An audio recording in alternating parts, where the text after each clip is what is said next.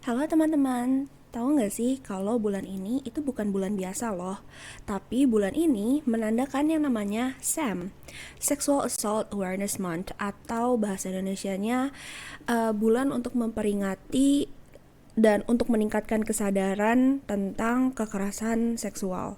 Jadi di dalam sexual assault itu bukan hanya assaultnya aja, tapi juga ada sexual harassment, sexual violence, dan sexual abuse. Warna dari SAM itu sendiri seperti yang ada di belakang ini ya, is a beautiful color, yaitu teal. Jadi teal ini melambangkan yang namanya kesadaran dan pencegahan. Teal juga dikaitkan sama kepercayaan, pengabdian, dan penyembuhan. Jadi memang bulan ini itu mengenai awareness, prevention, we're talking about trust, building trust, uh, being devoted atau devotion, dan healing. Warna teal itu juga memberi sinyal siapapun yang pakai warna teal untuk bulan ini itu sebenarnya menandakan bahwa kita adalah orang yang bisa dipercaya untuk diajak bicara. Um, we can be trusted kalau kalian adalah seorang korban atau penyintas yang mau sharing, yang butuh pertolongan, kalian bisa reach out to us. Sebagai penyintas, aku benar-benar ngerti sebenarnya ketika kita ngomongin tentang pelecehan itu hal yang bikin gak nyaman. I understand.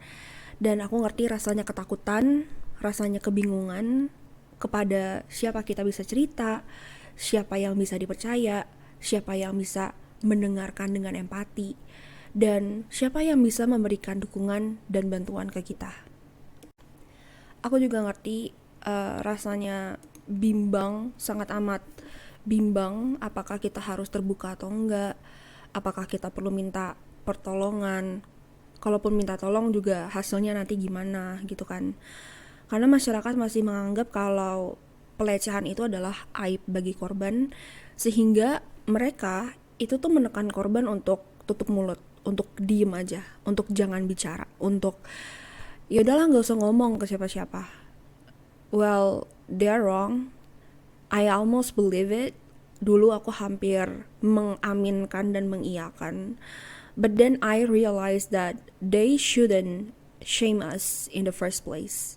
Harusnya mereka sadar bahwa itu tuh aib pelaku gitu.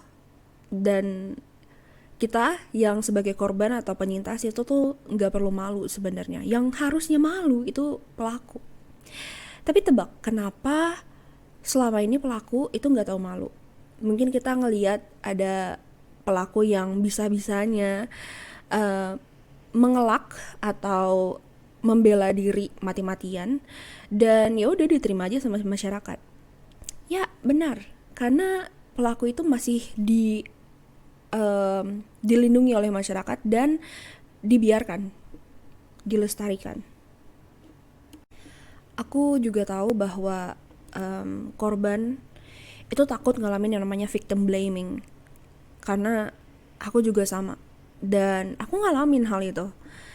It hurts like hell.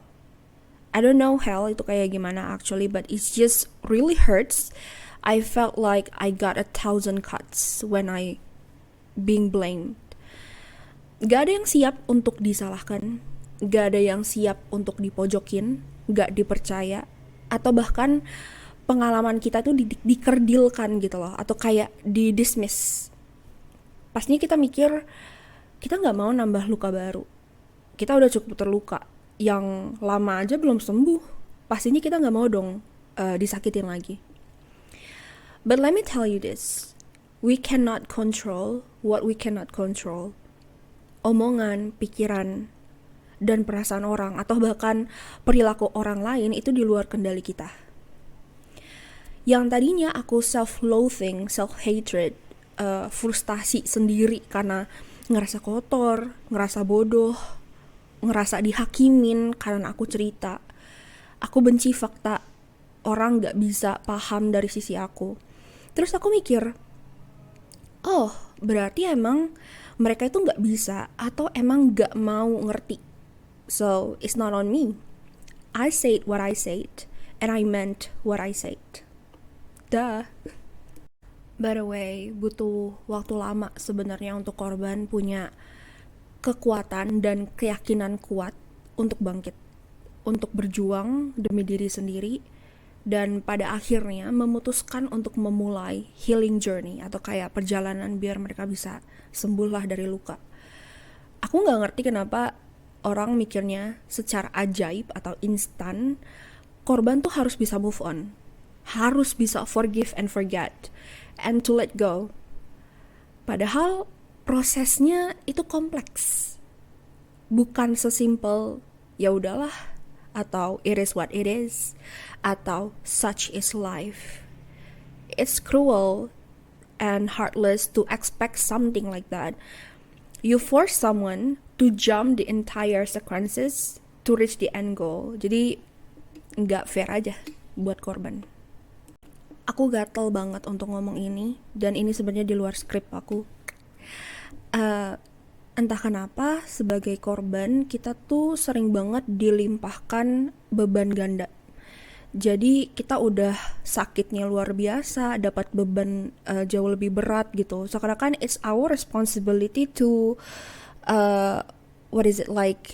to show that pokoknya pelaku tuh memang layak buat dihukum gitu loh. Jadi waktu itu aku pernah share sebenarnya bahwa ada nih orang terdekat si pelaku yang mengatakan bahwa what are you going to do? Apakah lo pengen nge-punish nih si pelaku gitu? Kayak seakan-akan jahat banget untuk seorang korban membuat pelaku bertanggung jawab atas perilakunya gitu loh, atas perbuatannya. Jadi ya kayak seakan-akan korban tuh tega banget, masa kamu pingin ngancurin hidupnya si pelaku? Excuse me, how about us yang sebagai korban atau penyintas? Don't we deserve our justice, you know? Don't we deserve our peace? Kayak hello. Aku mau jujur aja sama teman-teman yang pernah mengalami pelecehan atau kekerasan seksual, bahwa ya memang ini nggak mudah, memang berat, memang pahit, memang asem. Pokoknya ya sangat amat unpleasant lah, kayak nggak menyenangkan sama sekali. And I'm proud of you.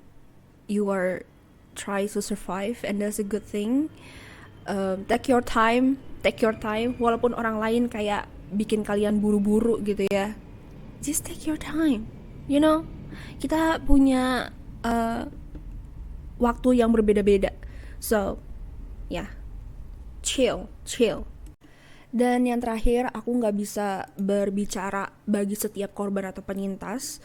Again and again, pengalaman kita tuh berbeda. Jadi tolong jangan samakan kita, jangan bandingin kita kayak itu tuh kayak kasus sebelumnya kayak gini. Oh, like stop right there, stop.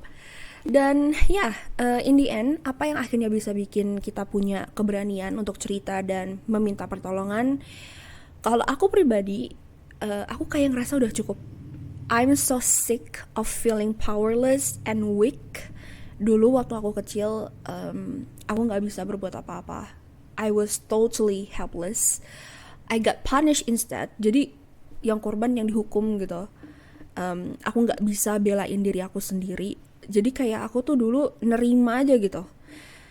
And I swore to my little self that this time she won't be alone.